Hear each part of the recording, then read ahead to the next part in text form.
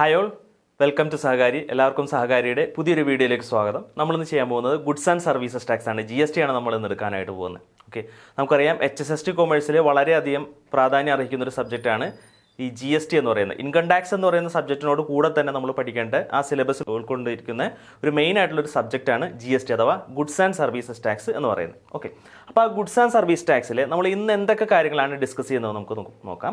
So first one ആണ് introduction to GST, that is direct and indirect tax. എന്താണ് direct tax, അതുപോലെ തന്നെ എന്താണ് ഇൻഡയറക്റ്റ് ടാക്സ് എന്നുള്ളതിനെ കുറിച്ച് നമുക്ക് നോക്കാനുണ്ട്. അതുപോലെ തന്നെ ടാക്സേഷൻ അണ്ടർ കോൺസ്റ്റിറ്റ്യൂഷൻ, അതായത് ഏത് ഭരണഘടനയുടെ അടിസ്ഥാനത്തിലാണ്, ഏത് ആർട്ടിക്കിളിൻ്റെ അടിസ്ഥാനത്തിലാണ് GST എന്ന് പറയുന്ന ഒരു ടാക്സ് സിസ്റ്റം ഇന്ത്യയിൽ ഇൻട്രൊഡ്യൂസ് ചെയ്തത് എന്നുള്ളതിനെ കുറിച്ച് നമുക്ക് അറിയാനുണ്ട്. അതുപോലെ തന്നെ കോൺസ്റ്റിറ്റ്യൂഷണൽ അമെൻമെൻറ്റ് ഫോർ GST, അതായത് GST വന്നു കഴിഞ്ഞപ്പോൾ നമ്മുടെ ഭരണഘടനയിൽ കോൺസ്റ്റിറ്റ്യൂഷനിൽ ചില ഭേദഗതികൾ വന്നിട്ടുണ്ട്, ചില ആർട്ടിക്കിളുകൾ ചില ഭേദഗതികൾ വന്നിട്ടുണ്ട്. ആ ഭേദഗതികൾ വന്ന ആർട്ടിക്കിൾസ് ഏതൊക്കെയാണെന്ന് നമുക്ക് അറിയാനുണ്ട്. കാരണം എന്താ വെച്ച് കഴിഞ്ഞിട്ടുണ്ടെങ്കിൽ നമുക്ക് ഏത് ആർട്ടിക്കിളിലാണ് ഭേദഗതി വന്നത് എന്നുള്ള രീതിയിലുള്ള ക്വസ്റ്റ്യൻസ് ഒക്കെ നമുക്ക് പ്രതീക്ഷിക്കാം. ഓക്കെ, സോ അത് വളരെ ഇമ്പോർട്ടൻ്റ് ആയിട്ടുള്ള ഒരു ഏരിയയാണ് കോൺസ്റ്റിറ്റ്യൂഷണൽ അമെൻമെൻറ്റ് ഫോർ GST എന്ന് പറയുന്നത്. Okay, so first direct and indirect taxes. Direct ടാക്സും ഇൻഡയറക്റ്റ് ടാക്സും തമ്മിലുള്ള ഒരു കീ ഡിഫറൻസിലേക്കാണ് നമ്മൾ നോക്കാൻ പോകുന്നത്. So first direct tax, it is levied on income and activities conducted. നമുക്കറിയാം ഡയറക്റ്റ് ടാക്സ് എന്ന് പറയുന്നത് ഇൻകം ടാക്സ് എന്ന് പറയുന്ന ഒരു ടാക്സ് ആണ് ഡയറക്റ്റ് ടാക്സ് ആയിട്ട് മെയിൻ ആയിട്ട് നമുക്ക് പറയാൻ പറ്റുക. അതുകൂടാതെ വെൽത്ത് ടാക്സ് എന്ന് പറയുന്ന ഒരു ടാക്സ് ഉണ്ടായിരുന്നു, അത് നേരത്തെ അബോളിഷ് ചെയ്തു പോയി. അതുപോലെ തന്നെ നമ്മൾ പഞ്ചായത്തിലും മുനിസിപ്പാലിറ്റിയിലൊക്കെ നമ്മൾ കരം അടയ്ക്കാറുണ്ടല്ലേ, അതൊക്കെ എന്ത് ടാക്സ് തന്നെയാണ്? ഡയറക്റ്റ് ടാക്സ് തന്നെയാണ്. അതായത് ഡയറക്റ്റ് ടാക്സ് എന്ന് വെച്ച് കഴിഞ്ഞിട്ടുണ്ടെങ്കിൽ നമ്മൾ ഡയറക്റ്റ് ആയിട്ട് ആരാണോ ടാക്സ് അടയ്ക്കേണ്ട വ്യക്തി അദ്ദേഹം തന്നെ ഡയറക്റ്റ് ആയിട്ട് പോയി അടയ്ക്കുന്ന ടാക്സിനെയാണ് എന്ത് വിളിക്കുന്നത്? ഡയറക്റ്റ് ടാക്സ് എന്ന് വിളിക്കുന്നത്. So it is levied on income and activities conducted. അതേസമയം ഇൻഡയറക്റ്റ് ടാക്സ് ആണെങ്കിലോ it is levied on product or services, അത് സർവീസ് മേലും പ്രൊഡക്റ്റ് മേലും ചുമത്തപ്പെടുന്ന ഒരു ടാക്സ് ആണ് ഇത് ഇൻഡയറക്റ്റ് ടാക്സ് എന്ന് പറയുന്നത്. Then come to direct tax, the burden of tax cannot be shifted in case of direct tax. അതായത് ഇൻകം ടാക്സ് ഒരു എക്സാമ്പിൾ ആയിട്ട് എടുക്കുകയാണെങ്കിൽ എനിക്കൊരു വരുമാനം കിട്ടുന്നുണ്ട്, ആ വരുമാനത്തിന് മേലെ ഞാൻ ടാക്സ് അടയ്ക്കണം. ഓക്കെ, ആ വരുമാനത്തിന് മേലെ ഞാൻ ടാക്സ് അടയ്ക്കണം എന്നുണ്ടെങ്കിൽ ഞാൻ തന്നെ അടച്ചേ പറ്റുള്ളൂ. ആ ബേർഡൻ എനിക്ക് മറ്റൊരാളിലേക്ക് ഷിഫ്റ്റ് ചെയ്യാനായിട്ട് സാധിക്കത്തില്ല. ഓക്കെ, ടാക്സ് അടയ്ക്കേണ്ട ബേർഡൻ എന്നിലുമാണ്, ആ പേയ്മെൻറ്റ് ചെയ്യേണ്ടത് ഞാൻ തന്നെയാണ്. That is the burden of tax cannot be shifted in case of direct tax. Direct ടാക്സിൻ്റെ കേസിൽ അത് ഷിഫ്റ്റ് ചെയ്യാനായിട്ട് സാധിക്കത്തില്ല. Then come to indirect tax, the burden of tax shifted for indirect tax. അത് എന്ത് ചെയ്യാൻ പറ്റും? ഷിഫ്റ്റ് ചെയ്യാൻ പറ്റും. അതായത് നമ്മളെ സംബന്ധിച്ച് ഇപ്പോൾ നിങ്ങളുടെ കയ്യിലിരിക്കുന്ന ഒരു മൊബൈൽ ഫോൺ അല്ലെങ്കിൽ ഒരു ലാപ്ടോപ്പ്, ആ ലാപ്ടോപ്പ് നിങ്ങൾ GSTയോ അല്ലെങ്കിൽ മറ്റേതെങ്കിലും തരത്തിലുള്ള ഇൻഡയറക്റ്റ് ടാക്സ് കൊടുത്ത് മേടിച്ചതായിരിക്കും അല്ലേ. ഇപ്പോൾ ഈ അടുത്ത് മേടിച്ചതാണെങ്കിൽ തീർച്ചയായിട്ടും അത് നിങ്ങൾ കൊടുത്തിരിക്കുന്നത് GST ആയിരിക്കും കൊടുത്തിരിക്കുന്നത്. അപ്പോൾ ആ പ്രൊഡക്റ്റ് മേടിച്ചിരിക്കുന്നത് ഇത് നിങ്ങളാണ്, അഥവാ കൺസ്യൂമർ നിങ്ങളാണ്. ഓക്കെ, നിങ്ങളാരാണ്? കൺസ്യൂമർ ആണ് നിങ്ങൾ. ഓക്കെ, അപ്പോൾ ആ കൺസ്യൂമർ ആയിട്ടുള്ള നിങ്ങൾ എന്ത് ചെയ്യണം? അതുമേൽ ടാക്സ് അടയ്ക്കണം. ആ ടാക്സ് ആരിലേക്കാണ് കൊടുക്കേണ്ടത്? ഗവൺമെൻറ്റിലേക്കാണ് കൊടുക്കേണ്ടത്. ഒരിക്കലും നിങ്ങളത് ഡയറക്റ്റ്ലി ഗവൺമെൻറ്റിലേക്ക് കൊടുക്കുന്നില്ല. നിങ്ങളത് എങ്ങോട്ടാണ് കൊടുക്കുന്നത്? Through dealer. അതായത് നിങ്ങൾ ആരിൽ നിന്നാണോ പ്രൊഡക്റ്റ് മേടിച്ചത് ആ ഡീലറിലേക്ക് നിങ്ങൾ ടാക്സ് കൊടുക്കുന്നു.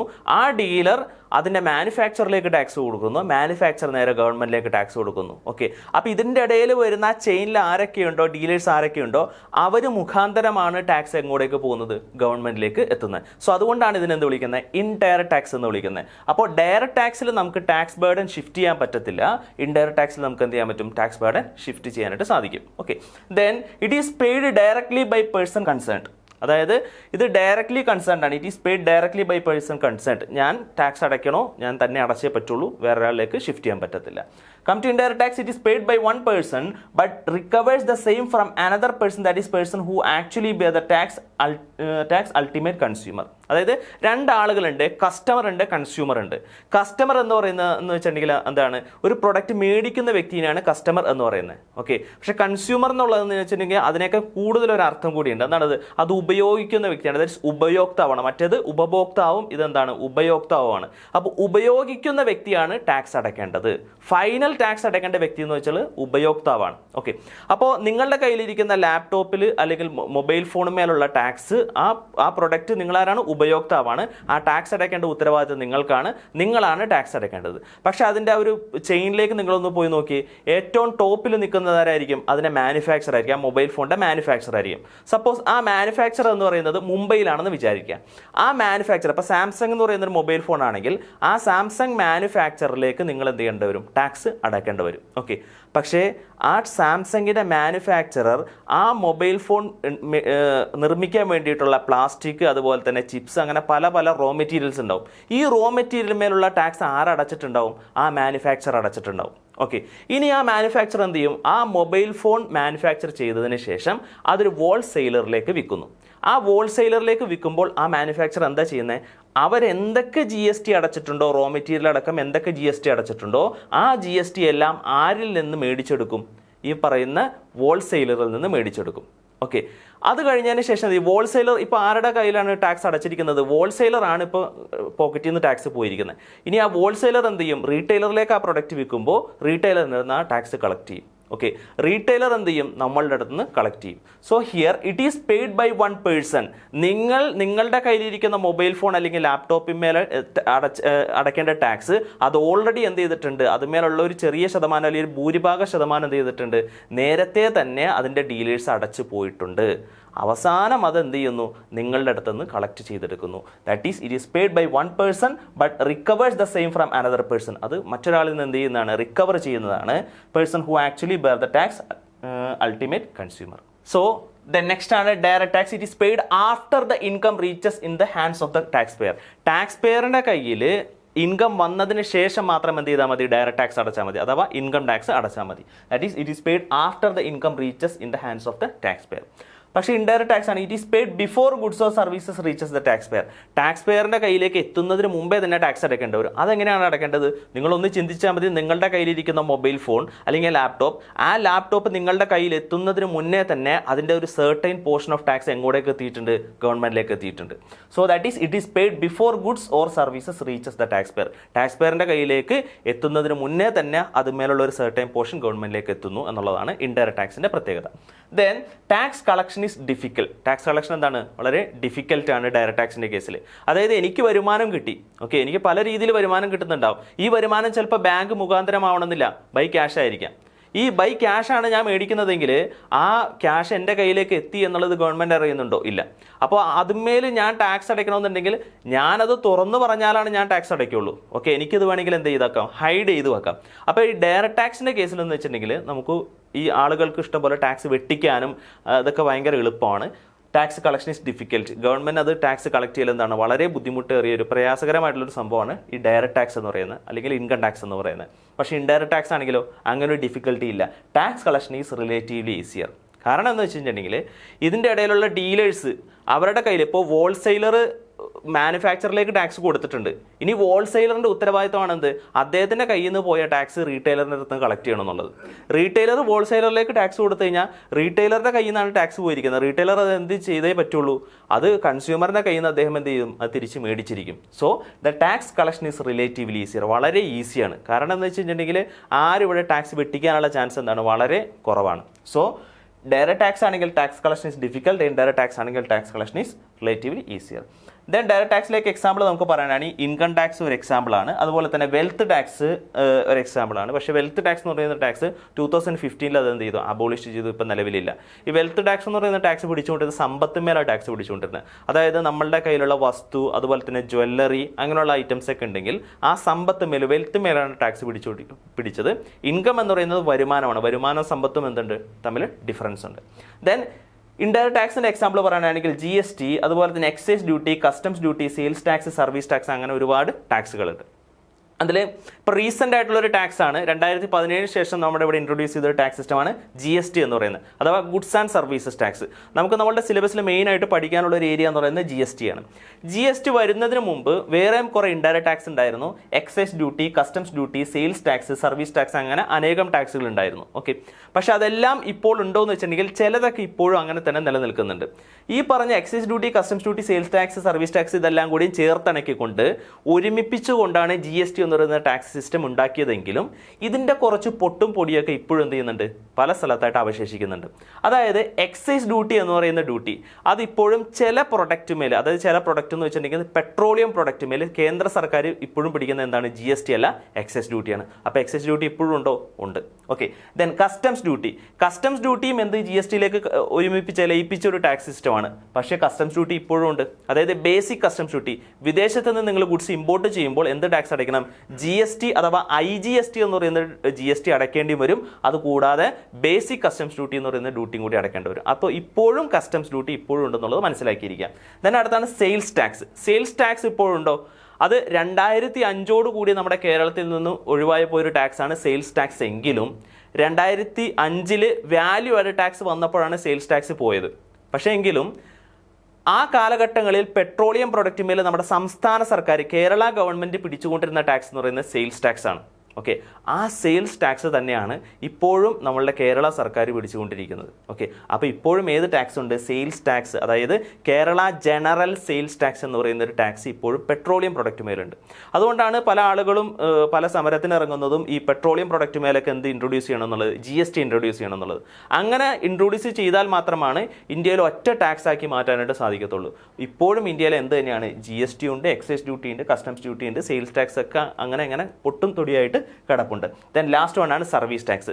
സർവീസ് ടാക്സ് എൻറ്റയർലി കംപ്ലീറ്റ്ലി ഇതിലേക്ക് ഷിഫ്റ്റ് ചെയ്യപ്പെട്ടു, GSTയിലേക്ക് ഷിഫ്റ്റ് ചെയ്യപ്പെട്ടു. നേരത്തെ സർവീസ് മേൽ പിടിച്ചുകൊണ്ടിരുന്ന ഒരു ടാക്സ് ആണ് സർവീസ് ടാക്സ് എന്ന് പറയുന്നത്. അത് കംപ്ലീറ്റ്ലി GSTയിലേക്ക് ഷിഫ്റ്റ് ചെയ്തിട്ടുണ്ട്. So come to next slide. നമുക്ക് അടുത്തൊരു സ്ലൈഡിലേക്ക് പോകും. വളരെ ഇമ്പോർട്ടൻ്റ് ആയിട്ടുള്ള ഒരു ഏരിയയാണ് ടാക്സേഷൻ അണ്ടർ കോൺസ്റ്റിറ്റ്യൂഷൻ എന്ന് പറയുന്നത്. അതായത് നമ്മളുടെ ഏത് ഭരണഘടനയുടെ അടിസ്ഥാനത്തിലാണ് ടാക്സ് പിടിക്കുന്നത്. ഇതാണ് നമ്മൾ മെയിനായിട്ട് ഈ GSTയിൽ നമ്മൾ പഠിച്ചിരിക്കേണ്ട ഒരു സബ്ജക്റ്റ് ഇതാണ്. ഓക്കെ, ഇവിടെ മുതലാണ് നമ്മൾക്ക് വളരെ ഇമ്പോർട്ടൻ്റ് ആയിട്ടുള്ള ഒരു കാര്യങ്ങൾ വരുന്നത്.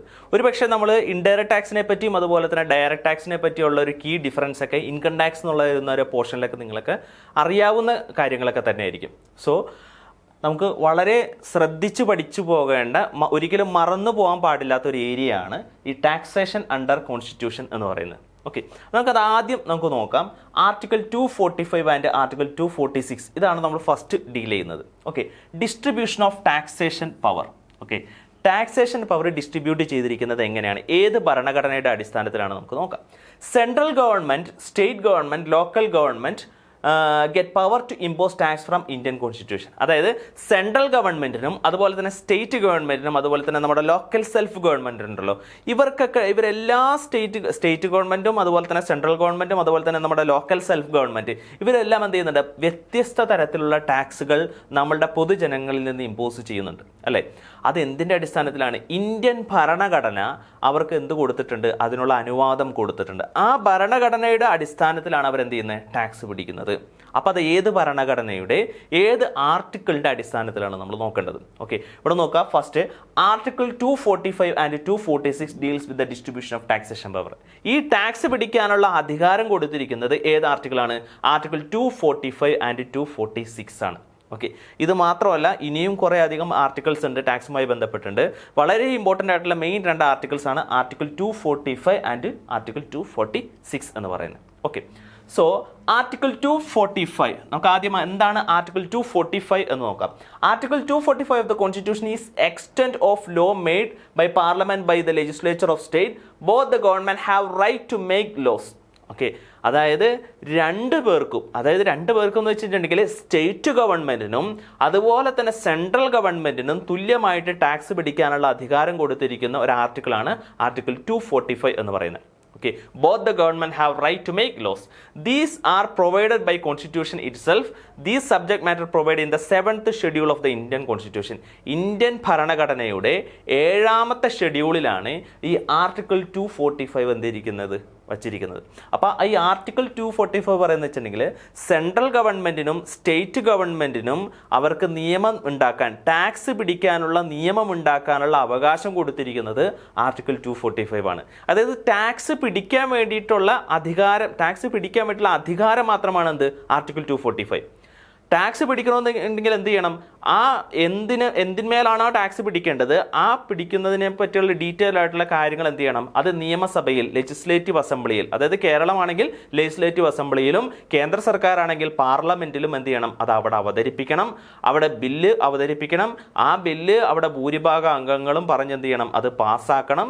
അത് പാസ്സാക്കി കഴിഞ്ഞതിന് ശേഷം നമ്മളുടെ പ്രസിഡന്റ് സൈൻ ചെയ്യണം. കേരളത്തിലാണ് ഈ ഗവർണർ സൈൻ ചെയ്ത് പുറത്തിറങ്ങി കഴിഞ്ഞാലാണ് ഇത് എന്താവുള്ളൂ? ലോ ആവുള്ളൂ. ഓക്കെ, അതായത് നിയമം പാസ്സാക്കി കഴിഞ്ഞതിന് ശേഷമാണ് എന്ത് പിടിക്കുന്നത്? ടാക്സ് പിടിക്കുന്നത്. ഈ നിയമം പാസ്സാക്കാനും ടാക്സ് പിടിക്കാനും ഈ നിയമം പാസ്സാക്കാനുള്ള അധികാരമാണ് ഇത് ഈ ആർട്ടിക്കിൾ 245. ഇത് രണ്ട് പേർക്കും ഉണ്ട്, സെൻട്രൽ ഗവൺമെൻറ്റിനുണ്ട്, അതുപോലെ തന്നെ സ്റ്റേറ്റ് ഗവൺമെൻറ്റിനും ഉണ്ട്. ദെൻ ആർട്ടിക്കിൾ 246 സെയിം ആണ്. Is related to the distribution of subject matters on which central government or state government can make laws. It must be read with the 7th schedule of the constitution. ഇത് same തന്നെയാണ് article 246. It is related with the distribution of subject matters on which central government or state government can make laws. ഇവർക്ക് രണ്ടർക്ക് എന്ത് ചെയ്യാനുള്ള നിയമങ്ങൾ ഉണ്ടാക്കാനുള്ള അവകാശമുണ്ട്, ടാക്സുമായി ബന്ധപ്പെട്ടുള്ള നിയമങ്ങൾ ഉണ്ടാക്കാനുള്ള അവകാശമുണ്ട്. ഇതാണ് ആർട്ടിക്കിൾ 246 പറയുന്നത്. അപ്പോൾ ടാക്സിന്റെ നിയമങ്ങൾ ഉണ്ടാക്കാൻ വേണ്ടിയിട്ടുള്ള അധികാരം പറയുന്നത് ആർട്ടിക്കിൾസ് ഏതൊക്കെയാണ്? ഇന്ത്യൻ ഭരണഘടനയുടെ 7th ഷെഡ്യൂളിലെ article 245 246 okay. Then article 265 to article 289 of constitution deal with the provision of tax. Okay, tax പ്രൊവിഷനുമായി ബന്ധപ്പെട്ട്, അതായത് ഇപ്പം നമ്മൾ നേരത്തെ പറഞ്ഞത് ടാക്സിൻ്റെ നിയമങ്ങൾ ഉണ്ടാക്കാനുള്ള അവകാശമാണ് നമ്മൾ നേരത്തെ പറഞ്ഞ 2 ആർട്ടിക്കിൾസ്. ഇനി അടുത്താണ് ആർട്ടിക്കിൾ 265 ടു 289. ഈ ടാക്സുകൾ എന്തൊക്കെ ടാക്സുകൾ ഏതൊക്കെ രീതിയിൽ പിടിക്കാം എന്നുള്ളതിനെ കുറിച്ചുള്ള എന്തൊക്കെയാണ് അതിനെപ്പറ്റിയുള്ള കൂടുതൽ ഡീറ്റെയിൽസ് പറയുന്നത് ഏതിലാണ്? ആർട്ടിക്കിൾ 265 മുതൽ 289 വരെയാണ്. അതായത് സ്പെഷ്യലി ടാക്സുമായി ബന്ധപ്പെട്ടുള്ള ഭരണഘടന പറയുന്നത് ആർട്ടിക്കിൾ 265 ടു ആർട്ടിക്കിൾ 289 ആണ്. Of constitution deals with the provision of tax. Okay, then article 265 says that no tax shall be levied or collected except by the authority of law. അതായത് എന്താണ് article 265 പറയുന്നതാണ്? അതായത് അതായത് നിയമത്തിൻ്റെ അടിസ്ഥാനത്തിലല്ലാതെ ടാക്സ് ചുമത്താനോ കളക്ട് ചെയ്യാനോ പാടില്ല എന്നുള്ളതാണ് ആർട്ടിക്കിൾ 265 പറയുന്നത്. അപ്പോൾ ആർട്ടിക്കിൾ 265 മുതൽ 289 വരെ ഉള്ളതിൽ ഈ ടാക്സുമായി ബന്ധപ്പെട്ടുള്ള കുറേ കാര്യങ്ങളാണ്, കുറേ നിയമങ്ങളാണ് ഇതിൽ പറയുന്നത്, ഈ ഭരണഘടനയിൽ പറയുന്നത്. അപ്പോൾ ഇതിൽ പ്രത്യേകം പറയുന്നുണ്ട് നിയമം ഉണ്ടാക്കാതെ ടാക്സ് പിടിക്കാനുള്ള അധികാരമില്ല എന്നാണ് പറയുന്നത്. അതേതാണ്? ആർട്ടിക്കിൾ 265 ആണ് പറയുന്നത്. Tax levied must be within the legislature power. Legislative പവറിൻ്റെ അടിസ്ഥാനത്തിൽ മാത്രമേ എന്ത് പിടിക്കാവുള്ളൂ? ടാക്സ് പിടിക്കാൻ പാടുള്ളൂ. ഓക്കെ, അതല്ലാതെ ടാക്സ് പിടിക്കാൻ പാടില്ല എന്നുള്ളതാണ് നിയമം. Okay, then article 266. This article talks about consolidated funds and public accounts of India and the states. Okay, ഇവിടെ നോക്കുക. This article talks about consolidated funds and public accounts of India and the state. അതായത് ഇതിൻ്റെ പണം വരുന്നത്, അതായത് കേന്ദ്ര സർക്കാരും സംസ്ഥാന സർക്കാരും വ്യത്യസ്ത തരത്തിലുള്ള ടാക്സ് പിടിക്കാനുള്ള അവകാശം അവർക്ക് ഭരണഘടന കൊടുത്തിട്ടുണ്ട്. ആ ഭരണഘടനയുടെ അടിസ്ഥാനത്തിൽ തന്നെ അവർ ലെജിസ്ലേറ്റീവ് അസംബ്ലിയിലും പാർലമെന്റിലും നിയമം പാസ്സാക്കി എടുത്തിട്ട് നമ്മുടെ പൊതുജനങ്ങളിൽ നിന്ന് വ്യത്യസ്ത തരത്തിലുള്ള ടാക്സുകൾ കളക്ട് ചെയ്യുന്നുണ്ട്. ഈ കളക്ട് ചെയ്യുന്ന പണം എങ്ങനെയാണ് വിനിയോഗിക്കപ്പെടുന്നത്, അല്ലെങ്കിൽ ആ പണം എങ്ങോട്ടേക്കാണ് കളക്ട് ചെയ്യേണ്ടത് എന്നുള്ള ഭരണഘടനയാണ് ഇവിടെ പറയുന്നത് article 266. Okay, this article talks about consolidated funds and public accounts of India and the states. Consolidated funds are those funds in which all the receipts of government of India are credited like tax, loans taken, treasury bills, etc. ഇതെല്ലാം കൂടി collect ചെയ്യുന്നത് ഒരുമിച്ച് അതായത് ഒരു സ്ഥലത്തായിട്ടാണ് വരാവുള്ളൂ.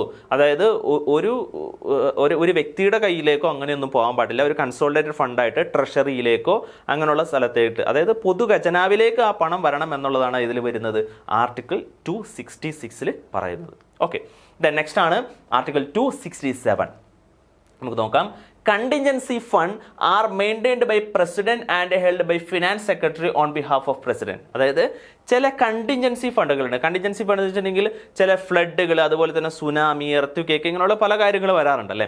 അപ്പോൾ ഇത്തരത്തിലുള്ള ദുരന്തങ്ങൾ, floods ഒക്കെ വരുമ്പോൾ അതിന് പ്രത്യേകം ഫണ്ട് വേണ്ട വരും. അപ്പോൾ ഇത്തരത്തിലുള്ള ഫണ്ടുകൾക്ക് വേണ്ടിയിട്ടും എന്ത് ചെയ്യാൻ പറ്റും? സർക്കാരിന് ടാക്സ് പിടിക്കാനായിട്ട് പറ്റും. ഓക്കെ, അധിക ടാക്സ് ഇപ്പോൾ ഫ്ലഡ് സെസ് എന്നൊക്കെ പറഞ്ഞ് പിടിക്കാറുണ്ട്. അപ്പോൾ നമ്മളുടെ ഇവിടെ കേരളത്തിൽ 2018 ഉണ്ടായിരുന്ന വെള്ളപ്പൊക്കത്തിൻ്റെ ഭാഗമായിട്ട് GSTയുടെ കൂടെ തന്നെ ഒരു സെസ് ആഡ് ചെയ്ത് പിടിച്ചു.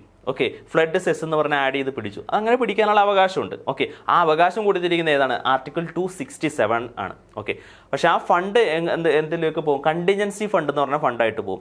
അതുപോലെ തന്നെ കണ്ടിൻജൻസി ഫണ്ട് എന്ന് പറഞ്ഞാൽ എന്താണ്? പലതരത്തിലുള്ള വ്യത്യസ്ത തരത്തിലുള്ള ഫണ്ടുകളുണ്ട്. അപ്പോൾ ഈ ഫണ്ടുകളൊക്കെ കളക്ട് ചെയ്യാൻ, ഇത് ടാക്സ് ആയിട്ട് കളക്ട് ചെയ്യാനുള്ള അവകാശം ആരിലുണ്ടെന്നാണ് പറയുന്നത്? സ്റ്റേറ്റ് ഗവൺമെൻറ്റിനുണ്ട്, അതുപോലെ തന്നെ സെൻട്രൽ ഗവൺമെൻറ്റിനുണ്ട്.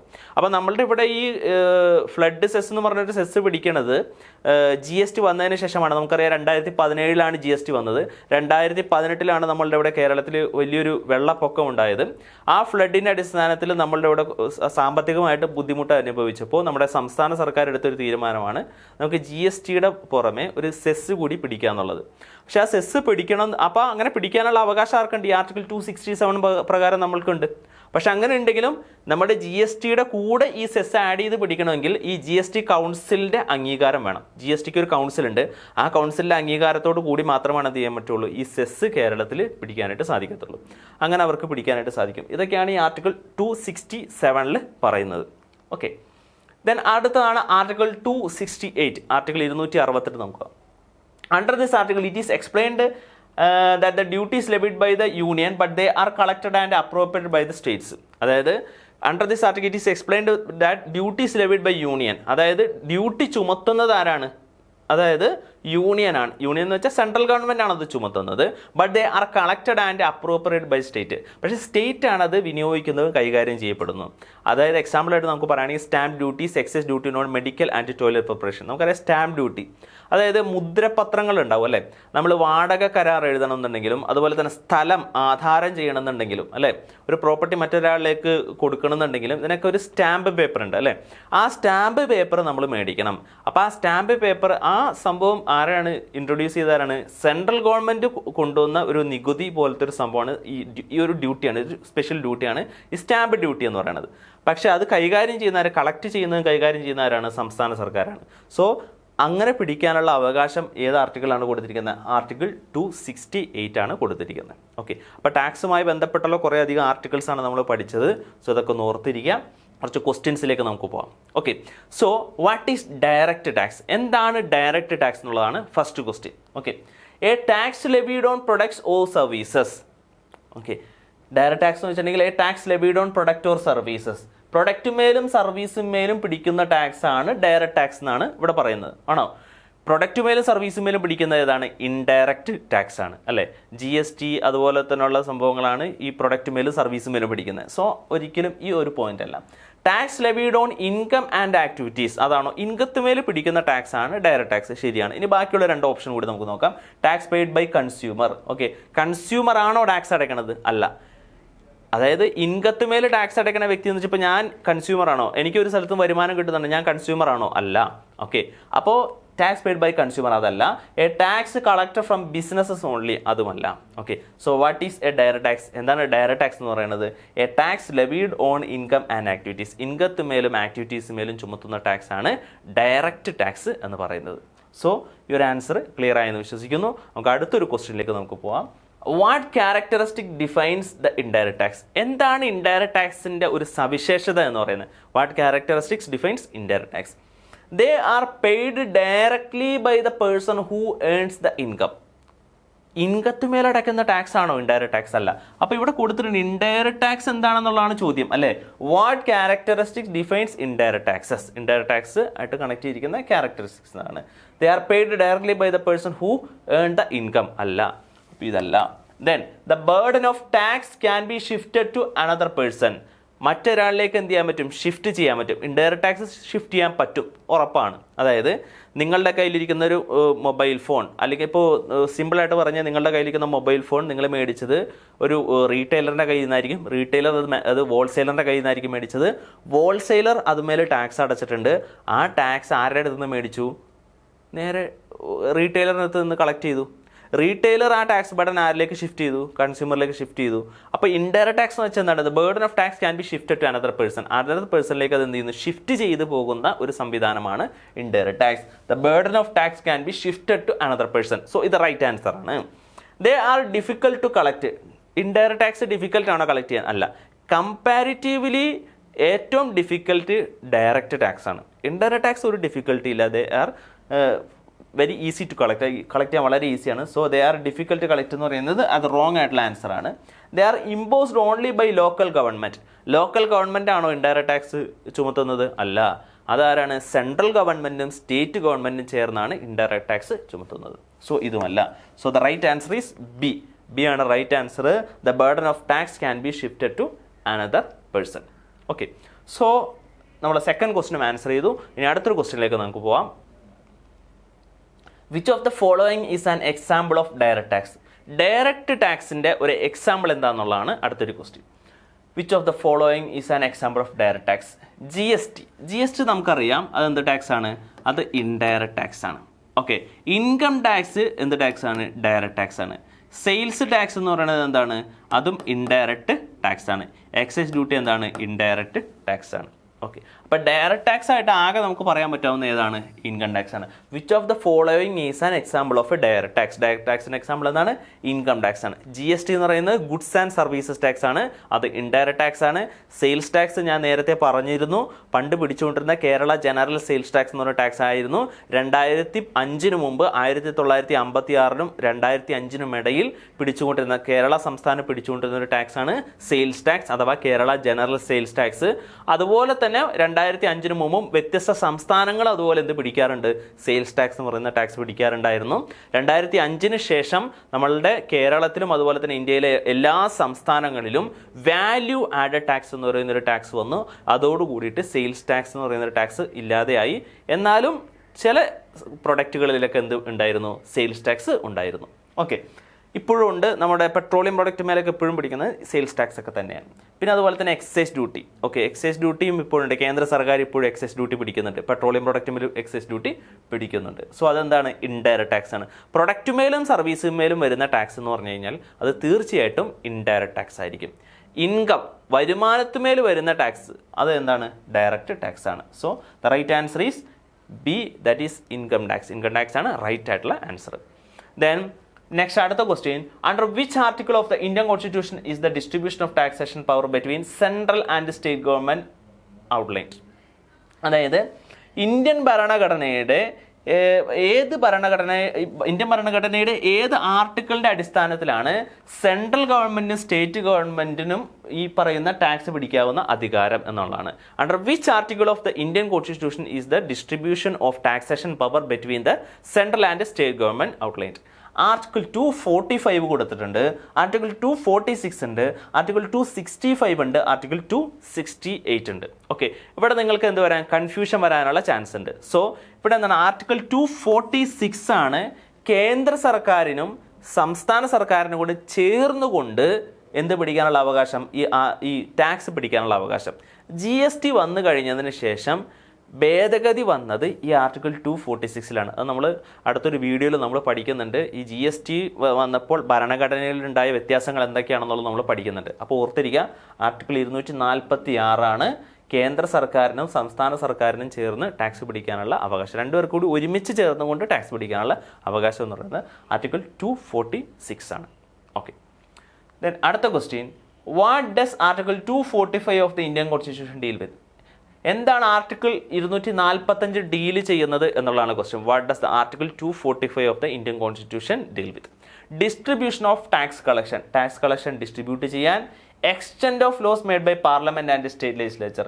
അതായത് സ്റ്റേറ്റ് ലെജിസ്ലേച്ചർ നമ്മുടെ നിയമസഭയിലും അതുപോലെ തന്നെ പാർലമെന്റിലും ഉണ്ടാകുന്ന ലോ എക്സ്റ്റെൻഡ് ചെയ്യാൻ വേണ്ടിയിട്ട്, consolidated fund and public accounts, consolidated ഫണ്ടും പബ്ലിക് അക്കൗണ്ടും. ഓക്കെ, അതേതായാലും അല്ല. എമർജൻസി ഫണ്ട് യൂസേജ് അതാണോ, അതുമല്ല. ഓക്കെ, അപ്പോൾ നമുക്ക് പിന്നെ ഡൗട്ട് എയും ബി ആണ്. Distribution of tax collection, extend of law made by parliament and state legislature. The right answer is B, extend of laws made by parliament and state legislature. അതായത് നമ്മുടെ നിയമനിർമ്മാണങ്ങൾ ഉണ്ടാക്കാനുള്ള അവകാശം എന്നുള്ളതാണ്. അത് നമ്മൾ ഫസ്റ്റ് പഠിച്ച കാര്യം അതാണല്ലേ. ആർട്ടിക്കിൾ 245 പറഞ്ഞാണ് നിയമം എന്തുണ്ടെങ്കിലും ടാക്സ് പിടിക്കാനുള്ള അധികാരം സംസ്ഥാന സർക്കാരിനും കേന്ദ്ര സർക്കാരിനും ഉണ്ടെങ്കിലും അവരെന്ത് ചെയ്യണം, അതിനെ നിയമം ഉണ്ടാക്കണം. Extend of law made by parliament and state legislature. അതാണ് ആ ഭരണഘടനയിലെ 245 ആർട്ടിക്കിൾ പറയുന്നത്. Then next question, G S T is an example of which type of tax. G S T ഏത് ടാക്സിൻ്റെ എക്സാമ്പിൾ ആണ്? Direct tax, indirect tax, both A and B, neither A or B. വളരെ simple ആയിട്ടുള്ള ഒരു question ആണ്. എന്താണ്, indirect tax ആണ്. So indirect tax. Okay, ഇതൊക്കെ നമുക്ക് എളുപ്പമാണ്, നമുക്ക് കണ്ടുപിടിക്കാൻ വേണ്ടിയിട്ട് എളുപ്പമാണ്. ഓക്കെ, ഇതിനടുത്താണ് article 266 of the Indian constitution deal with which of the following. Article 266 Indian ഭരണഘടനയിൽ എന്താണ് ഫോളോ ചെയ്യുന്നത്? Taxation without representation, consolidated fund and public account, distribution of taxation power, emergency funding. ഓർക്കുന്നുണ്ട്, നമ്മൾ പഠിച്ചിട്ടുണ്ട്. ഏതാണ്? ആർട്ടിക്കിൾ 266 പഠിച്ചിട്ടുണ്ട് അല്ലേ. ടാക്സേഷൻ വിത്തൗട്ട് റെപ്രസെൻറ്റേഷൻ ആണോ? അല്ല. Consolidated fund and public accounts, distribution of taxation power, emergency funding, ഇത് രണ്ടുമല്ല അല്ലേ. ഏതാണ്? Consolidated fund and public accounts. Consolidated ആയിട്ട് ഇത് ഒരു ഖജനാവിലേക്ക് തന്നെ പണം വരണം എന്നുള്ള ഒരു ഭരണഘടനയാണ് ഏത് പറയുന്നത്? ആർട്ടിക്കിൾ 266 266 പറയുന്നത്. ഓക്കെ, നമ്മൾ മെയിനായിട്ട് പഠിക്കേണ്ട ആർട്ടിക്കിൾസ് ഏതൊക്കെയാണെന്ന് വെച്ചാൽ ആർട്ടിക്കിൾ 245 ഉണ്ട്, ആർട്ടിക്കിൾ 246 ഉണ്ട്, അതുപോലെ തന്നെ ആർട്ടിക്കിൾ 266 ഈ കൺസോളിഡേറ്റഡ് ഫണ്ട്. ഇതൊക്കെ ഒരിക്കലും മറക്കരുത്. ഒരിക്കലും ഒട്ടും മറക്കാൻ പാടില്ലാത്ത ആർട്ടിക്കിൾ 246 ആണ്. ഓക്കെ, മെയിൻ ആയിട്ടുള്ള ഒരു ആർട്ടിക്കിളാണ്. രണ്ട് പേർക്കും തുല്യമായിട്ട് ടാക്സ് പിടിക്കാനുള്ള അവകാശം ഉണ്ടെന്ന് പറയുന്ന ഒരു ആർട്ടിക്കിളാണ് ആർട്ടിക്കിൾ 246. അതൊരിക്കലും എന്ത് ചെയ്യരുത്, മറക്കരുത്. Okay, so next question, which of the following is true about indirect taxes compared to direct tax. Direct tax indirect tax ആയിട്ട് കമ്പയർ ചെയ്യുമ്പോൾ ഏതാണ് ട്രൂ ആയിട്ടുള്ള സ്റ്റേറ്റ്മെന്റ് എന്നുള്ളതാണ്. ഓക്കെ, അപ്പോൾ which of the following is true about indirect tax. Indirect ടാക്സിൻ്റെ കാര്യങ്ങളാണ് നമ്മൾ നോക്കേണ്ടത്. Okay, about indirect tax compared to direct tax ആയിട്ട് കമ്പയർ ചെയ്യുമ്പോൾ ഇൻഡയറക്റ്റ് ടാക്സുമായി ബന്ധപ്പെട്ടുള്ള ട്രൂ ആയിട്ടുള്ള സ്റ്റേറ്റ്മെന്റ് ഏതാണെന്നുള്ളതാണ്. അപ്പോൾ ഇൻഡയറക്റ്റ് ടാക്സിനോട് യോജിക്കുന്ന സ്റ്റേറ്റ്മെന്റ് ഏതാണ്? They are easier to collect. അതെന്ത് ചെയ്യാൻ പറ്റും? ഈസിയർ ആയിട്ട് കളക്ട് ചെയ്യാൻ പറ്റും എന്നുള്ളതാണ് ഫസ്റ്റ് ഓപ്ഷൻ. അടുത്തതാണ് ദേ are levied on income. Okay, അതെന്താണ്? അത് ഇൻകത്തിമേൽ ആണ് ചുമത്തുന്നത് എന്ന് പറയുന്നത് എന്താണ്? അത് തെറ്റായിട്ടുള്ള ഒരു ഓപ്ഷനാണ്. They are the burden cannot be shifted. ആ ബേർഡൻ എന്ത് ചെയ്യാൻ പറ്റില്ല? ഷിഫ്റ്റ് ചെയ്യാൻ പറ്റില്ല. ഓക്കെ, അതെന്താണ്? അത് തീർച്ചയായിട്ടും അത് ഡയറക്റ്റ് ടാക്സുമായി ബന്ധപ്പെട്ടുള്ള ഒരു സംഭവമാണ് അല്ലേ. The burden cannot be shifted, അതായത് ഈ ഡയറക്റ്റ് ടാക്സിൻ്റെ കേസിൽ പറയുകയാണെങ്കിൽ ബേർഡൻ എന്ത് ചെയ്യാൻ പറ്റില്ല? മറ്റൊരാളിലേക്ക് ഷിഫ്റ്റ് ചെയ്യാനായിട്ട് സാധിക്കത്തില്ല. They are paid before income is received. Okay, income receive ചെയ്യുന്നതുമായി ബന്ധപ്പെട്ടുള്ള ടാക്സ് ഏതാ? അത് ഇൻകം ടാക്സുമായി ബന്ധപ്പെട്ട ഡയറക്റ്റ് ടാക്സ് ആണ്. അത് ഇൻഡയറക്റ്റ് ടാക്സുമായി ബന്ധപ്പെട്ടുള്ള ഒരു സ്റ്റേറ്റ്മെൻറ്റേ അല്ല. അപ്പോൾ നമ്മളിവിടെ ശ്രദ്ധിക്കേണ്ടത് ഡയറക്റ്റ് ടാക്സ് ആയിട്ട് കമ്പയർ ചെയ്യുമ്പോൾ ഇൻഡയറക്റ്റ് ടാക്സിൻ്റെ ഒരു അഡ്വാൻറ്റേജസ് ആയിട്ടുള്ള ഒരു ട്രൂ ഫാക്റ്റ് ഏതാണെന്നുള്ളതിൻ്റെ ആണ് ക്വസ്റ്റ്യൻ. സോ അതിൽ കറക്റ്റ് ആയിട്ടുള്ള ആൻസർ ഏതാണ്? They are easier to collect. Comparatively direct ടാക്സിനേക്കാളും വളരെ എളുപ്പത്തിൽ കളക്ട് ചെയ്യാൻ പറ്റാവുന്ന ടാക്സ് ആണ് ഇത് ഇൻഡയറക്റ്റ് ടാക്സ് എന്ന് പറയുന്നത്. So the right answer is A, they are easier to collect. അതാണ് റൈറ്റ് ആയിട്ടുള്ള answer. Okay, then next question, article 267 of the constitution concerns which type of fund. അതായത് ഈ പറയുന്ന ആർട്ടിക്കിൾ 267 ഇന്ത്യൻ ഭരണഘടന article 267 concern with which type of fund, അത് ഏത് type of ഫണ്ടാണെന്നുള്ളതാണ്. Consolidated fund ഉണ്ട്, കണ്ടിൻജൻസി ഫണ്ട് ഉണ്ട്, സ്റ്റേറ്റ് ഫണ്ട് ഉണ്ട്, നാഷണൽ ഡെവലപ്മെൻറ്റ് ഫണ്ട് ഉണ്ട്. അപ്പോൾ നമ്മൾ പഠിച്ചിരുന്നു അല്ലേ, ഇതുപോലെ തന്നെ സംസ്ഥാന സർക്കാരിനും അതുപോലെ തന്നെ കേന്ദ്ര സർക്കാരിനും എന്താണ് ഈ പെട്ടെന്ന് പണം ആവശ്യമായിട്ട് വന്നു കഴിഞ്ഞിട്ടുണ്ടെങ്കിൽ ഇത് ചില ദുരന്തത്തിനൊക്കെ വേണ്ടിയിട്ടൊക്കെ എന്ത് ചെയ്യാം, പൈസ കണ്ടെത്താം എന്നുള്ളത് നമ്മൾ പഠിച്ചിരുന്നു അല്ലേ. അതേതാണ് കണ്ടിൻജൻസി ഫണ്ടാണ് അല്ലേ. അപ്പോൾ അത് ആർട്ടിക്കിളുമായി ബന്ധപ്പെട്ട് പഠിച്ചിട്ടുണ്ട്. കൺസോളിഡേറ്റഡ് ഫണ്ട് നമ്മൾ പഠിച്ചിട്ടുണ്ട്, സ്റ്റേറ്റ് ഫണ്ട് ഉണ്ട്, നാഷണൽ ഡെവലപ്മെൻറ്റ് ഫണ്ട് ഉണ്ട്. ഈ ആർട്ടിക്കിൾ 267 ഏത് ഫണ്ടാണ്? Right answer is contingency fund. നമ്മൾ പറഞ്ഞാണ് ഏതാണ്? കണ്ടിൻജൻസി ഫണ്ടാണ് റൈറ്റ് ആയിട്ടുള്ള ആൻസർ. നമ്മൾ ഓൾറെഡി പഠിച്ചു കഴിഞ്ഞാണ്. Article 267 of the constitution concern with which type of fund, that is right answer is contingency ഫണ്ടാണ്. Okay, then next question, which article specifies that no tax shall be levied without authority of law. Which article specify that no tax shall be levied without the authority of law. നിയമത്തിൻ്റെ അടിസ്ഥാനത്തിലല്ലാതെ which article specify that no tax shall be levied without the authority of law. നിയമത്തിൻ്റെ അടിസ്ഥാനത്തിലല്ലാതെ tax ചുമത്താൻ പാടില്ല എന്ന് പറഞ്ഞിരിക്കുന്നത് ഏത് ആർട്ടിക്കിളാണ്? നമ്മൾ പഠിച്ചതാണ്. ആർട്ടിക്കിൾ 245 ഉണ്ട്, ആർട്ടിക്കിൾ 246 ഉണ്ട്, ആർട്ടിക്കിൾ 265 ഉണ്ട്, ആർട്ടിക്കിൾ 268 ഉണ്ട് അല്ലേ. നമുക്കറിയാം ആർട്ടിക്കിൾ 265 to 268 എന്ന് പറയുന്നത് ഒരു സീരീസാണ് അല്ലേ. അതിൽ നമ്മൾ പറഞ്ഞിട്ടുണ്ട്. സോ ആർട്ടിക്കിൾ 265 ആണ് റൈറ്റ് ആയിട്ടുള്ള ആൻസർ. ഓക്കെ, ആർട്ടിക്കിൾ 265 ആണ് റൈറ്റ് ആയിട്ടുള്ള ആൻസർ. എന്ത് ചെയ്യാൻ പാടില്ല? Article specify that no tax shall be levied without authority of law. നിയമത്തിൻ്റെ അടിസ്ഥാനത്തിലല്ലാതെ, നിയമനിർമ്മാണം ഉണ്ടാക്കാതെ, അതായത് പാർലമെൻറ്റിലോ അതുപോലെ തന്നെ ലെജിസ്ലേറ്റീവ് അസംബ്ലിയിലോ നിയമം ഉണ്ടാക്കാതെ ആർക്കും തന്നെ ടാക്സ് പിടിക്കാനുള്ള അവകാശമില്ല എന്ന് പറയുന്നത് ഏതാണ്? ആർട്ടിക്കിൾ 265 ആണ്. Okay, then next question, which tax is levied before goods or services reach the taxpayer. Which tax is levied before goods or services reach the taxpayer. Tax പെയറിൻ്റെ കയ്യിലേക്ക് ഗുഡ്സോ സർവീസോ എത്തുന്നതിന് മുമ്പ് പിടിക്കുന്ന ടാക്സ് ഏതാണ് എന്നുള്ളതാണ്. Direct tax ആണോ? അല്ല. ഗുഡ്സോ സർവീസുമായി ബന്ധപ്പെട്ട ടാക്സേ അല്ല. പിന്നെ ഉള്ളത് ഇൻഡയറക്റ്റ് ടാക്സ് ഉണ്ട്, പ്രോഗ്രസീവ് ടാക്സ് ഉണ്ട്, റിഗ്രസീവ് ടാക്സ് ഉണ്ട്. ഇത് വെറുതെ കൊടുത്തിരിക്കുന്ന രണ്ട് ടാക്സ് ആണ്, പ്രോഗ്രസീവ് ആൻഡ് റിഗ്രസീവ് ടാക്സ്. അങ്ങനെ ടാക്സേ ഇല്ല. അപ്പോൾ റൈറ്റ് ആൻസർ ഏതാണ്? ബി ആണ്, ഇൻഡയറക്റ്റ് ടാക്സ് ആണ് റൈറ്റ് ആയിട്ടുള്ള answer. Okay, the next question, article 268 of the Indian constitution deal with what type of duties?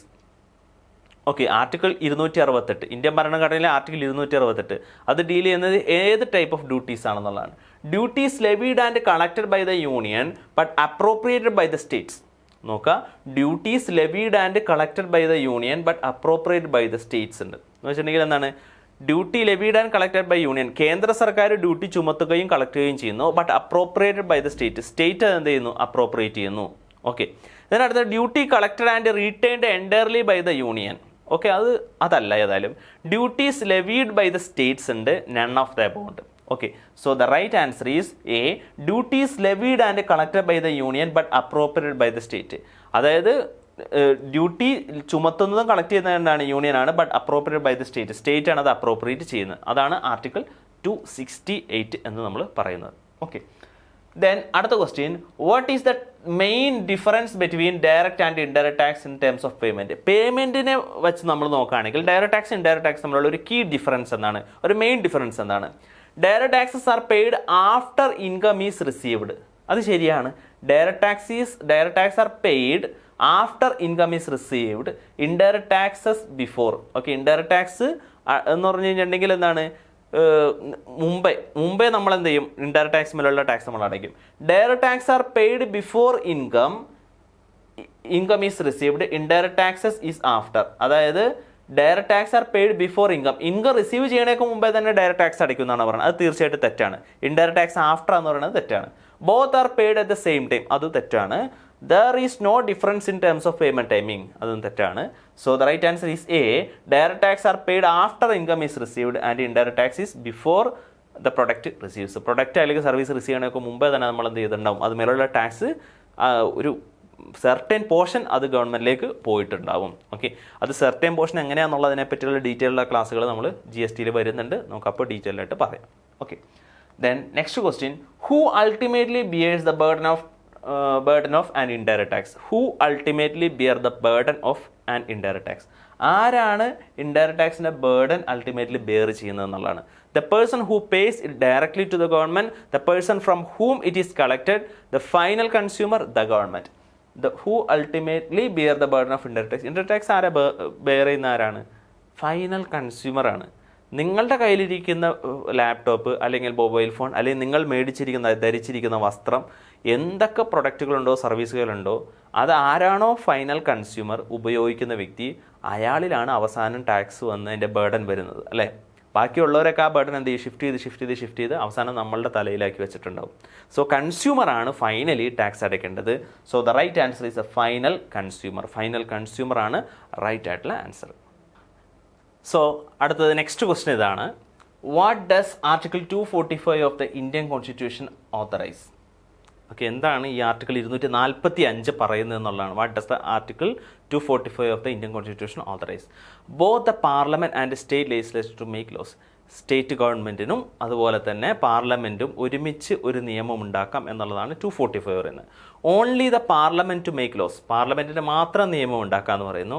Only state legislator to make laws പറയുന്നുണ്ട്. The supreme court to oversee the laws. Okay, so the right answer ഏതാണ്? A ആണ്. Both the parliament and state legislators to make laws. പാർലമെൻറ്റിനും സ്റ്റേറ്റിനും ഒരുമിച്ച് എന്ത് ചെയ്യാം? നിയമം ഉണ്ടാക്കാനുള്ള അവകാശമുണ്ട്. അവർക്ക് രണ്ടു പേർക്കും തുല്യമായിട്ടുള്ള അവകാശം കൊടുത്തിട്ടുണ്ട്. ടാക്സ് പിടിക്കാൻ വേണ്ടിയിട്ട് നിയമം ഉണ്ടാക്കാനുള്ള അവകാശം കൊടുത്തിട്ടുണ്ട്. ദാറ്റ് ഈസ് ആർട്ടിക്കിൾ 245 ആണ്. ഓക്കെ, ദെൻ അടുത്ത ക്വസ്റ്റ്യൻ ഇതാണ്, നമുക്ക് നോക്കാം. In terms of tax collection difficulty, which tax is noted as being more challenging to collect?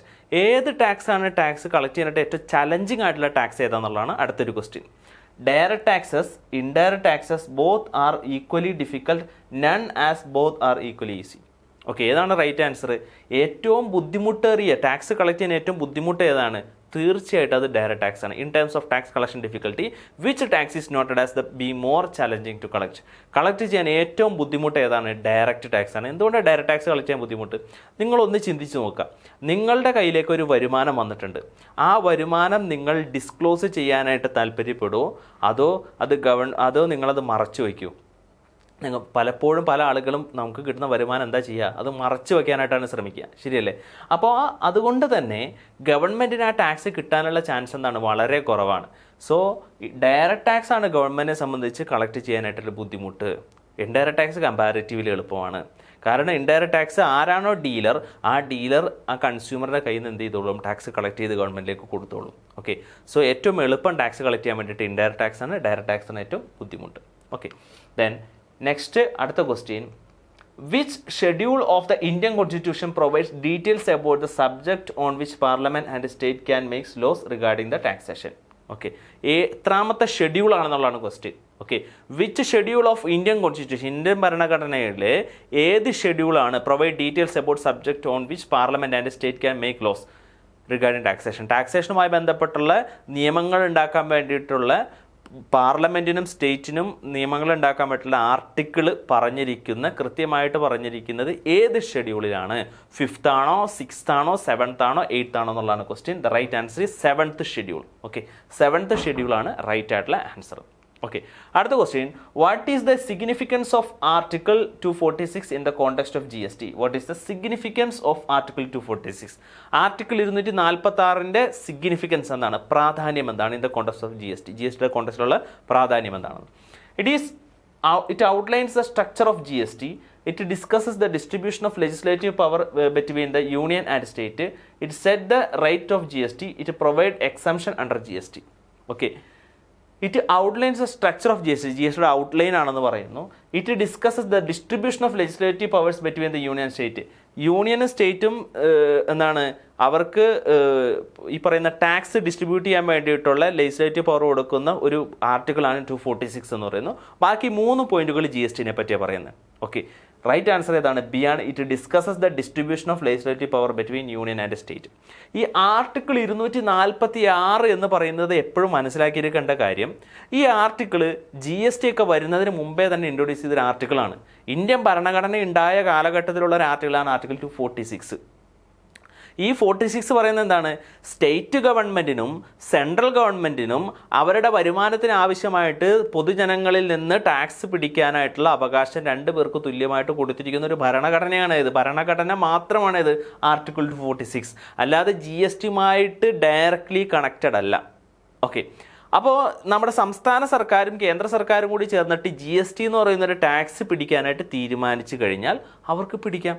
അത് ഏത് ഭരണഘടനയുടെ അടിസ്ഥാനത്തിലാണ്?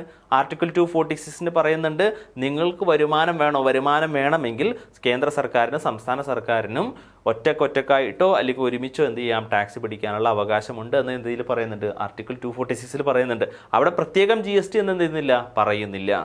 Okay, so here it discusses the distribution of legislative power between the union and state.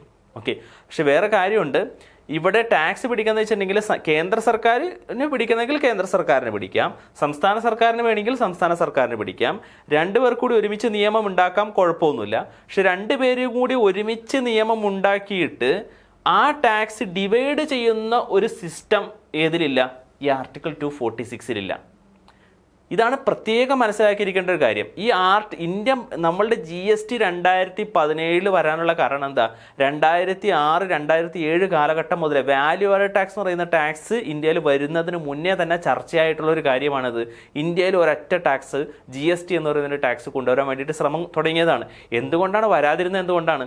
Indian ഭരണഘടന തന്നെയാണ് അവിടെ ഒരു തടസ്സമായിട്ട് നിന്ന് വെച്ചിട്ടുണ്ടെങ്കിൽ ആർട്ടിക്കിൾ 246 ആ ഇന്ത്യൻ ഭരണഘടന പറയുന്നതിൻ്റെ അടിസ്ഥാനത്തിൽ ഭരണഘടന പറയുന്നത് എന്താണ്? കേന്ദ്ര സർക്കാരിന് ടാക്സ് പിടിക്കണോ, ടാക്സ് പിടിക്കാം. സംസ്ഥാന സർക്കാരിന് ടാക്സ് പിടിക്കണോ, ടാക്സ് പിടിക്കാം. അതുപോലെ തന്നെ ലോക്കൽ സെൽഫ് ഗവൺമെൻറ് ടാക്സ് പിടിക്കണോ, ടാക്സ് പിടിക്കാൻ കുഴപ്പമൊന്നുമില്ല. പക്ഷേ ഇവരെല്ലാവരും ഒരുമിച്ച് ഒരു നിയമം ഉണ്ടാക്കിയിട്ട് ടാക്സ് കളക്ട് ചെയ്തിട്ട് ഡിവൈഡ് ചെയ്യുന്ന ഒരു സംവിധാനം, ആ സംവിധാനം ആർട്ടിക്കിളിൽ എന്ത് ചെയ്യുന്നില്ല, പറയുന്നില്ല. അപ്പോൾ എന്ത് ചെയ്യണം? ആർട്ടിക്കിളിൽ ഭേദഗതി വരുത്തണം. ഓക്കെ, അങ്ങനെ ഭേദഗതി വരുത്തിയിട്ടാണ് നമ്മുടെ ആർട്ടിക്കിൾ 246 ഭേദഗതി വരുത്തിയിട്ടാണ് എന്ത് വന്നത്? GST എന്നുള്ള നിയമം വന്നത്. ഓക്കെ, ഈ ആർട്ടിക്കിൾ നിലനിൽക്കെ എന്ത് കൊണ്ടുവരാൻ പറ്റില്ല? GST കൊണ്ടുവരാൻ പറ്റില്ല. അതാണ് GST കൊണ്ടുവരാൻ വേണ്ടിയിട്ട് നമ്മളുടെ ഇന്ത്യ രാജ്യം ഏറ്റവും ബുദ്ധിമുട്ടേറിയ ഒരു സംഭവം എന്ന് വെച്ചിട്ടുണ്ടെങ്കിൽ ഈ ഭരണഘടന തന്നെയാണ്. ആദ്യം ഭരണഘടനയിൽ ഭേദഗതി വരുത്തിയിട്ടേ എന്ത് ചെയ്യാൻ പറ്റുള്ളൂ? ഈ പുതിയൊരു ടാക്സ് സംവിധാനം GST കൊണ്ടുവരാനായിട്ട് സാധിക്കത്തുള്ളൂ. അതാണ് ഇത്രയും വൈകാനുള്ള കാരണം. അപ്പോൾ ഈ 246 എന്ന് ഓർത്തിരിക്കുക, അത് GSTയുമായി ഡയറക്റ്റ്ലി കണക്റ്റഡ് അല്ല.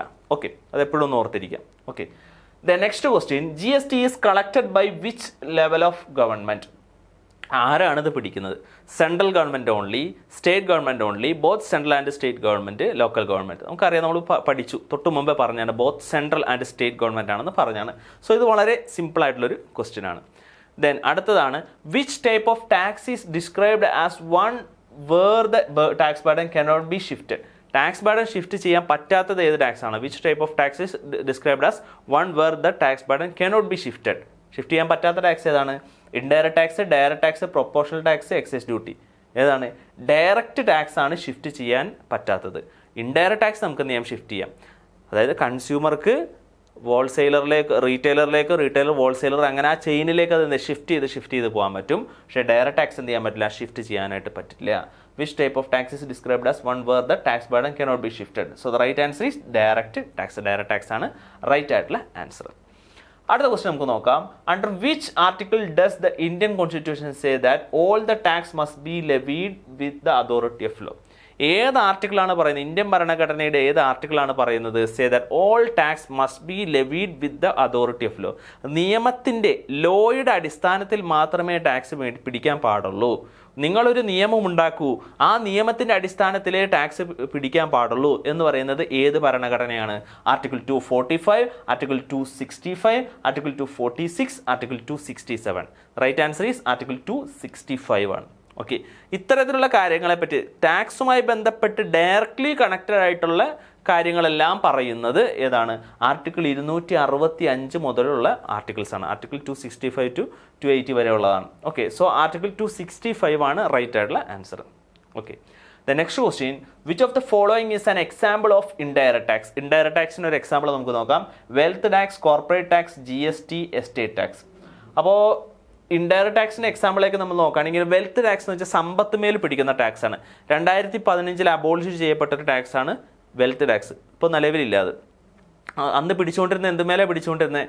നമ്മുടെ സമ്പത്ത് മേലെ പിടിച്ചുകൊണ്ടിരുന്നത്. സമ്പത്ത് എന്ന് പറയുന്നത് നമ്മളുടെ കയ്യിലുള്ള ഭൂമി, അതുപോലെ തന്നെ നമ്മളുടെ കയ്യിലുള്ള ജ്വല്ലറി, അങ്ങനെയുള്ള സമ്പത്തായിട്ടുള്ള സംഭവങ്ങളുണ്ടെങ്കിൽ, ഷെയർസ്, അങ്ങനെയുള്ള വെൽത്ത് ആയിട്ട് എന്തെങ്കിലും ഉണ്ടെങ്കിൽ ആ വെൽത്ത് മേലെ നമ്മൾ ടാക്സ് അടയ്ക്കണം. ഓക്കെ, ആ വെൽത്ത് ടാക്സ് 2015 എന്ത് ചെയ്തു? അബോളിഷ് ചെയ്തു. So wealth tax indirect tax അല്ല. കോർപ്പറേറ്റ് ടാക്സ് ഇൻഡയറക്റ്റ് ടാക്സ് അല്ല. GST ഉണ്ട്, എസ്റ്റേറ്റ് ടാക്സ് ഉണ്ട്. So the right answer GST ആണ് എന്ത്? അത് ഡയറക്റ്റ് ടാക്സ്. നമുക്ക് ഇൻഡയറക്റ്റ് ടാക്സിന് എക്സാമ്പിൾ ആയിട്ട് നമുക്ക് പറയാനായിട്ട് സാധിക്കാം. So the right answer is GST. C ആണ് GST. Then next question, what does article 268 of the constitution entail regarding stamp duties? What does article 268 of the constitution, Indian ഭരണഘടനയുടെ article 268, അതായത് stamp ഡ്യൂട്ടിയുമായി ബന്ധപ്പെട്ട് എന്താണ് പറഞ്ഞിരിക്കുന്നത്? Stamp duties are levied by the state but collected by the union. Stamp duties are levied by state. State ആണ് ചുമത്തുന്നതും collect ചെയ്യുന്നത് union government ആണെന്നാണ് പറയുന്നത്. സെക്കൻഡ് പോയിന്റ് പറയുന്നത് stamp duties are levied and collected by the union but appropriated by state. Stamp duty ചുമത്തുന്നതും collect ചെയ്യുന്നതും യൂണിയനാണ്, but appropriated by state. State മുഖാന്തരമാണ് ഇതെന്ത് ചെയ്യുന്നത്? സ്റ്റേറ്റ് ആണ് നടത്തിപ്പ് നടത്തുന്നത്. അങ്ങനെയാണ് പറയുന്നത്. സ്റ്റാമ്പ് ഡ്യൂട്ടീസ് ആർ, സി പറയുന്നു, stamp duties are levied and collected solely by the union. Central government completely എന്ത് ചെയ്യണതാണ്? അവർ തന്നെയാണ് സ്റ്റാമ്പ് ഡ്യൂട്ടി ചുമത്തുന്നതും കളക്ട് ചെയ്യുന്നതാണ് പറയണത്. ഓക്കെ, അത് തെറ്റാണ്. Stamp duties are collected by the union and shared with the state എന്നാണ് പറയുന്നത്. ഓക്കെ, അപ്പോൾ ഷെയറിങ്ങും കാര്യങ്ങളൊന്നുമില്ല. So the right answer is B. Stamp duties are levied and collected by the union. അത് ചുമത്തുന്നതും കളക്ട് ചെയ്യുന്നതും യൂണിയനാണ്, but appropriated by the state. State മുഖാന്തരമാണത് കാര്യങ്ങളെല്ലാം ചെയ്യുന്നത്. സ്റ്റേറ്റ് ആണ് അത് അപ്രോപ്രിയേറ്റ് ചെയ്യുന്നത്. So the right answer is B ആണ് റൈറ്റ് ആയിട്ടുള്ള ആൻസർ. ഓക്കെ, അപ്പോൾ സ്റ്റാമ്പ് ഡ്യൂട്ടി ചുമത്തുന്നത്, ലെവി എന്ന് വെച്ചാൽ ചുമത്തുക, ചുമത്തുന്നതും കളക്ട് ചെയ്യുന്നതും യൂണിയൻ ഗവൺമെൻറ് ആണ്, but appropriated by state. State ആണ് അത് ചെയ്തു കൊടുക്കുന്നത്, അപ്രോപ്രിയേറ്റ് ചെയ്ത് കൊടുക്കുന്നത് സ്റ്റേറ്റ് ഗവൺമെൻറ് ആണ്. ഓക്കെ, ഇനി അടുത്തൊരു ക്വസ്റ്റ്യനിലേക്ക് നമുക്ക് നോക്കാം. Which are the following statement are correct? താഴെ കൊടുത്തിരിക്കുന്ന സ്റ്റേറ്റ്മെൻറ്റുകൾ ഏതൊക്കെയാണ് കറക്റ്റ് എന്നുള്ളതാണ്. ഓക്കെ, സോ ഇവിടെ നമ്മൾ ശ്രദ്ധിക്കേണ്ട, ഇത്തരത്തിലുള്ള ക്വസ്റ്റ്യനിൽ നമ്മളെ സംബന്ധിച്ച് 4 ഓപ്ഷൻ നേരെ തരുകയല്ല ചെയ്യുന്നത്. ഒരു 3 ഓപ്ഷൻ ഫസ്റ്റ് തന്നിട്ടുണ്ട്, പിന്നെ അത് കഴിഞ്ഞിട്ടാണ് 4 ഓപ്ഷൻ വേറെ കൊടുത്തിരിക്കുന്നത്. ഇത്തരത്തിലുള്ള ക്വസ്റ്റിൻ്റെ പ്രത്യേകത എന്ന് വെച്ചിട്ടുണ്ടെങ്കിൽ നമ്മുടെ സമയം കുറച്ചധികം എടുക്കും. ഓക്കെ, ഡയറക്റ്റ്ലി 4 ഓപ്ഷൻ ആണെങ്കിൽ പെട്ടെന്ന് റൈറ്റ് ആൻസറിലേക്ക് നമുക്ക് പോകാൻ പറ്റും. ഇവിടെ ഉള്ള കാര്യം എന്ന് വെച്ചിട്ടുണ്ടെങ്കിൽ 3 ക്വസ്റ്റ്യനിൽ ചിലപ്പോൾ 1 or 2 സ്റ്റേറ്റ്മെൻറ്റ് അല്ലെങ്കിൽ 3 സ്റ്റേറ്റ്മെൻറ്റ് ചിലപ്പോൾ എന്തായിരിക്കും ശരിയായിരിക്കും, അല്ലെങ്കിൽ 3 സ്റ്റേറ്റ്മെൻറ്റും തെറ്റായിരിക്കും. സോ അത് നമ്മൾ 3 സ്റ്റേറ്റ്മെൻറ്റ് നമ്മൾ കൃത്യമായിട്ട് വായിച്ച് നോക്കിയിട്ട് വേണം ഈ ഒരു ഓപ്ഷനിലേക്ക് പോകാൻ വേണ്ടിയിട്ട്. സോ നമ്മളൊരു ആവറേജ് ടൈം ഒരു ക്വസ്റ്റിന് 1 മിനിറ്റാണ് എടുക്കേണ്ടതെങ്കിൽ ഈ ഇത്തരത്തിലുള്ള ക്വസ്റ്റിന് നമുക്ക് കൂടുതൽ സമയം സ്പെൻഡ് ചെയ്യേണ്ടതായിട്ട് വരും. അപ്പോൾ നമ്മൾ എന്താ ചെയ്യേണ്ടത്, നമ്മൾ നേരത്തെ കണ്ടുവന്ന പ്രീവിയസ് ആയിട്ടുള്ള ക്വസ്റ്റ്യൻസ് ഉണ്ടല്ലോ, ജസ്റ്റ് അതായത് സിംഗിൾ ആൻസർ ക്വസ്റ്റ്യൻ, അതായത് ഡയറക്റ്റ്ലി ഒരു 4 ഓപ്ഷൻ തരുന്നു, 4 ഏതിലും റൈറ്റ് ആൻസർ, അത്തരത്തിലുള്ള ക്വസ്റ്റ്യൻ നിങ്ങൾ ആൻസർ ചെയ്യുന്ന സമയത്ത് പെട്ടെന്ന്, അതായത് 1 മിനിറ്റിനുള്ളിൽ തന്നെ നിങ്ങൾ എന്ത് ചെയ്യാൻ ശ്രമിക്കുക, 60 സെക്കൻഡ്സിനുള്ളിൽ തന്നെ, ഒരു 40 സെക്കൻഡ്സിലോ 50 സെക്കൻഡിനുള്ളിൽ തന്നെ അത് ആൻസർ ചെയ്തിട്ട് ഒരു 10 സെക്കൻഡ്സോ അല്ലെങ്കിൽ 20 സെക്കൻഡോ നിങ്ങൾ എന്ത് ചെയ്യുക, സേവ് ചെയ്യുക. എന്നിട്ട് ഇത്തരത്തിലുള്ള ക്വസ്റ്റ്യനിലേക്ക് അത് വിനിയോഗിക്കുക. കാരണം ഇതിന് കൂടുതൽ സമയം എടുക്കും അല്ലേ. അപ്പോൾ നമുക്ക് നോക്കാം, which are the following statement are incorrect. ഏതൊക്കെ സ്റ്റേറ്റ്മെൻ്റ് ആണ് ഇൻകറക്റ്റ് ആണെന്നുള്ളതാണ് question. First one, Article 266 relate to the public account of India. It is related to consolidated fund. Article 266 relate to the public account of India. ഇന്ത്യയുടെ public account ആണ്. It relate to the consolidated fund. Consolidated ഫണ്ടിൻ്റെ account ആണെന്നാണ് പറയുന്നത് article 266. Okay, indirect tax are easier to collect compared to direct tax. Indirect tax are easier to collect compared to direct tax.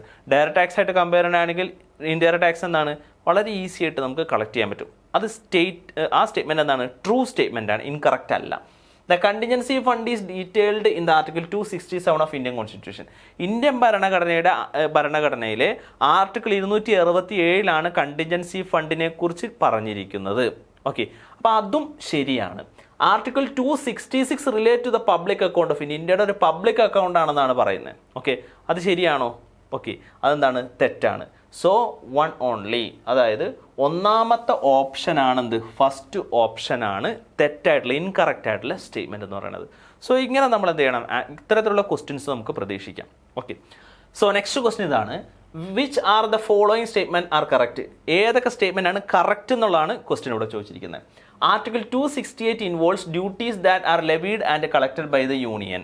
Okay, Article 268 involves duties that are levied and collected by the union. അതായത് collect ചെയ്തിട്ടുണ്ട്. Article 268 involves duties that are levied and collected by the union but appropriate by the state. അതായത് article 268 പറയുന്നത് ഈ പറയുന്ന duty ചുമത്തുന്നതും അതുപോലെ തന്നെ collect ചെയ്യുന്നതും യൂണിയനാണ്, പക്ഷെ അപ്രോപ്രിയേറ്റ് ചെയ്യുന്നത് സ്റ്റേറ്റ് ആണെന്നാണ് പറയുന്നത്. ഓക്കെ, നമ്മളുടെ എന്താണ്, ചുമത്തുന്നതും അതുപോലെ തന്നെ കളക്ട് ചെയ്യുന്നതും എന്ന് പറയുന്നത് അപ്രോപ്രിയേറ്റ് സ്റ്റേറ്റ് ആണെന്ന് പറയുന്നത് ഏതാണ്, സ്റ്റാമ്പ് ഡ്യൂട്ടിയുമായി ബന്ധപ്പെട്ടാണ്. അപ്പോൾ അതൊന്ന് ഓർത്തിരിക്കാം. Then direct taxes are paid directly by the person on whom they are levied. Direct tax are paid directly ആണ് പേ ചെയ്യുന്നത് by the person on whom they are levied. ആരിലേക്കാണോ ചുമത്തപ്പെട്ടിരിക്കുന്നത് അദ്ദേഹം തന്നെ ഡയറക്ട്ലി ടാക്സ് അടയ്ക്കണം. സോ സെക്കൻഡ് ഓപ്ഷനും correct ആണ്. Article 245 authorise only the parliament to make laws. പാർലമെന്റിന് മാത്രമേ നിയമം ഉണ്ടാക്കാനുള്ള അവകാശമുള്ളൂ. It authorises both parliament and state legislature. Okay, അതായത് article 245 authorise only the parliament to make laws. It authorises both parliament and state legislature. Okay, so ഇതിൽ ഏതാണ് right ആയിട്ടുള്ള answer, ഏതാണ് റൈറ്റ് ആയിട്ടുള്ള 1 and 2 ആണ്. ഫസ്റ്റും സെക്കൻഡാണ്. അതായത് നമ്മുടെ article 245 authorise only the parliament make laws. Parliament മാത്രമേ നിയമം ഉണ്ടാക്കാനുള്ള അവകാശമുള്ളൂ എന്ന് പറയുന്നത് എന്താണ്, അത് തെറ്റാണ്. ഓക്കെ, പക്ഷേ ബാക്കി ഫസ്റ്റത്തെ 2 സ്റ്റേറ്റ്മെന്റ് എന്താണ്, ശരിയാണ്. Direct tax are paid directly to the person, അത് ശരിയാണ്. സെക്കൻഡ് ഓപ്ഷൻ ശരിയാണ്. ഓക്കെ, അപ്പോൾ നമുക്ക് ഇവിടെ നമുക്കെന്ന് വെച്ചിട്ടുണ്ടെങ്കിൽ 3 അല്ല, നൺ ഓഫ് ദീസ് എന്ന് പറഞ്ഞാൽ ഇതല്ല, അതുപോലെ തന്നെ 3 and 1 അല്ല, അതുപോലെ തന്നെ എന്താണ് 1 and 2 ആണ്. 1 and 2 ആണ് റൈറ്റ് ആയിട്ടുള്ള ആൻസർ. ഓക്കെ, സോ 3 അല്ല. ഓക്കെ, 3 കറക്റ്റ് അല്ല. അപ്പോൾ നമുക്ക് ഏതാണെങ്കിലും ഇവിടെ സിമ്പിളായിട്ട് ഇതിലേക്ക് ആൻസറിലേക്ക് എത്താനുള്ള ഒരു വഴി എന്ന് വെച്ചിട്ടുണ്ടെങ്കിൽ ഈ തേർഡ് ഓപ്ഷൻ നമ്മൾ നോക്കുമ്പോൾ തേർഡ് ഓപ്ഷൻ അല്ല എന്നുള്ളത് നമുക്കറിയാം. തേർഡ് ഓപ്ഷൻ അല്ല. ഓക്കെ, അപ്പോൾ തേർഡ് ഓപ്ഷൻ അല്ലെങ്കിൽ ഇവിടെ 3 ഓൺലി എന്ന് പറയുന്ന സംഭവമില്ല. അപ്പോൾ 3 and 1 എന്നുള്ളതല്ല, അപ്പോൾ സി അല്ല. ഓക്കെ, പിന്നെ എന്താണ് 1 and 2 ഉണ്ട്, 2 ഓൺലി ഉണ്ട്. ഓക്കെ, അപ്പോൾ 1 and 2ലേക്ക് നോക്കാം. 1 and 2 എന്താണ് റൈറ്റ് ആയിട്ടുള്ള ആൻസർ ആണ്. സോ 1 and 2 ആണ്. ഓക്കെ, അപ്പോൾ ഇങ്ങനെ കട്ട് ചെയ്ത് നമുക്ക് ആൻസറിലേക്ക് എത്താനായിട്ട് സാധിക്കും. ഓക്കെ, ഇങ്ങനെ കട്ട് ചെയ്ത് ആൻസറിലേക്ക് എത്താനായിട്ട് നമുക്ക് സാധിക്കും. ഓക്കെ, സോ ഇതോട് കൂടിയിട്ട് നമ്മളുടെ ഒരു ക്വസ്റ്റ്യൻ സീരീസ് അവസാനിക്കുകയാണ്. നമ്മൾ ഇന്ന് ഡിസ്കസ് ചെയ്തതെന്ന് വെച്ചിട്ടുണ്ടെങ്കിൽ എന്താണ് GST, അതുപോലെ തന്നെ ഇൻകം ടാക്സ്, ആ ഡയറക്റ്റ് ടാക്സും ഇൻഡയറക്റ്റ് ടാക്സും തമ്മിലുള്ള ഒരു കീ ഡിഫറൻസിനെ പറ്റിയും, അതുപോലെ തന്നെ ഈ ഡയറക്റ്റ് ടാക്സും ഇൻഡയറക്റ്റ് ടാക്സുമായി ബന്ധപ്പെട്ടുള്ള ആർട്ടിക്കിൾസിനെ പറ്റിയാണ് നമ്മൾ ഇന്ന് ഡിസ്കസ് ചെയ്തത്. എല്ലാ ആർട്ടിക്കിൾസും നമ്മൾ ഡിസ്കസ് ചെയ്തിട്ടുണ്ട്. ഇനി ആർട്ടിക്കിളിൻ്റെ ഭേദഗതിയുമായി ബന്ധപ്പെട്ടുള്ള ജി എസ് ടി വന്നതിന് ശേഷമുള്ള ഭേദഗതിനെ പറ്റിയുള്ള ഡീറ്റെയിൽ ആയിട്ടുള്ള വീഡിയോ നമ്മൾ വീണ്ടും ചെയ്യുന്നതാണ്. സോ ഇത്രയും കാര്യങ്ങളെല്ലാം പറഞ്ഞതെല്ലാം മനസ്സിലായെന്ന് വിചാരിക്കുന്നു. സോ എല്ലാവർക്കും എല്ലാവിധ ആശംസകളും നേരുന്നു. താങ്ക്